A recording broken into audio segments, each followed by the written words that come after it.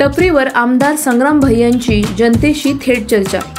नेते हे कधी एसी ऑफिसमध्ये तर कधी सभागृहात दिसतात, पण जेव्हा कोणी नेता चहाच्या टपरीवर जाऊन सामान्य माणसांशी संवाद साधतो तेव्हा तो केवळ राजकारणी राहत नाही तर लोकांचा खरा प्रतिनिधी ठरतो।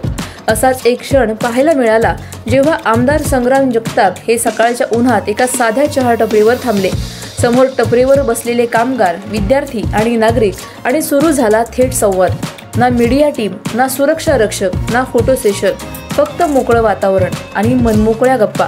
कोणाला रस्त्याची तक्रार होती, कोणाला योजनेअंतर्गत अडचण सांगायची होती, तर कुणी फक्त धन्यवाद म्हणायला आला होता।